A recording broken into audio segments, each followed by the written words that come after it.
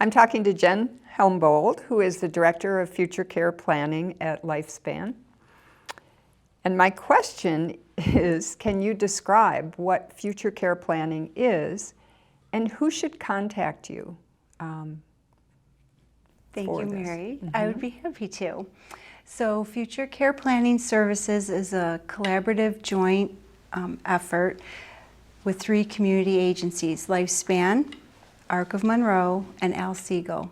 The 3 organizations came together in the early part of the 2000 year to create a planning service specific for individuals 18 years of age and older, living in Monroe County and a little bit of the surrounding counties, to help their caregivers plan for their loved one's future when it comes to looking at a holistic approach, focusing in on legal and financial issues, as well as social, residential, work, retirement issues. It is a service, community service, for individuals who have a variety of different types of abilities or disabilities.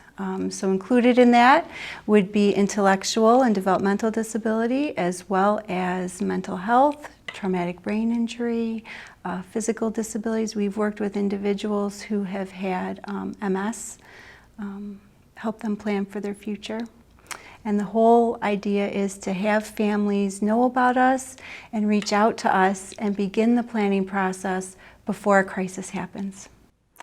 So if a family has a child younger than 18, is that too early to call you? A little bit, yes. A little bit. So they should wait until the individual's 18. Yes. When looking specifically for planning services for a younger adult, right, in our community, and when parents are looking to establish what we call 17A legal guardianship, that process begins when an individual New Yorker turns the age of 18.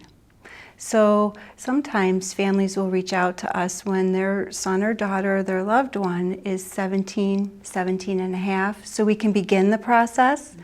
So by the time they're 18 or shortly thereafter, they'll have the full legal protection of 17A guardianship. What if a family has an older adult who has never really received services, or they're concerned about what might happen to that person if something happens to them? That is an excellent question. So when Future Care was first born, when we first started, we were targeting older caregivers, older adult caregivers, because what you just raised, we in our community, we're hearing and seeing a lot of issues with families not planning, right?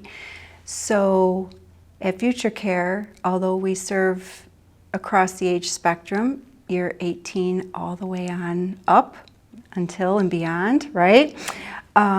We recommend families reach out to us at any point in time. We can help older adult caregivers as well, because many of them are extremely fearful, right? Can be a very difficult topic for a caregiver to address and think about and talk about, who's going to be providing care to my loved one when I'm not able to. Mm-hmm. We at Future Care try to minimize the fear. We welcome the caregiver again to reach out directly to us. I've got a great team of employees over there who are very not only knowledgeable in this service area and working with people with disabilities and older adults, but they're very empathetic as well. And we really create an office environment that's calming. I've always said to the team over there, it can be very difficult for that family member to pick up the phone or go online to reach out to us or come to our front door, mm-hmm. right? So when they do, we want to be ready for that person. Do people come to you, do families come to you, or do you go out and meet with them at their homes? It's another great question. We are set up where families come into our office. Okay. Mm-hmm. And meet with us. We generally do not go to the individuals' homes as a normal course of business. Mm-hmm. We have when we've had to serve legal paperwork, but mm-hmm. Other than that, it's generally an office environment.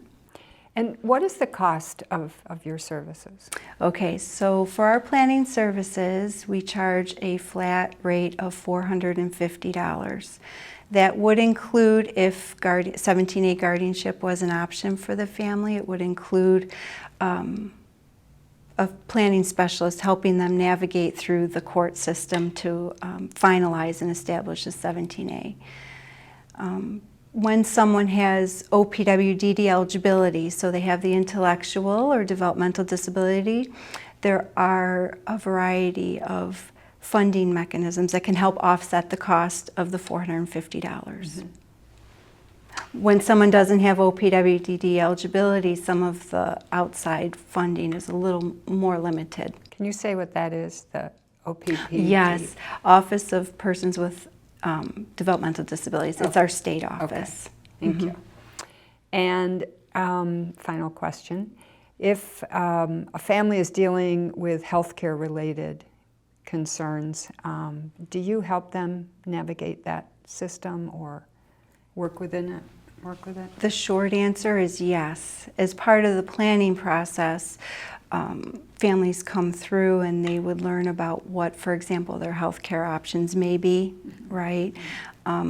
We are not in a position to physically go to appointments, right, with individuals, but we are in a position to help that family recognize the variety of supports and services that are available to help them navigate the health, including the community health care coordination services that we have available. Thank you.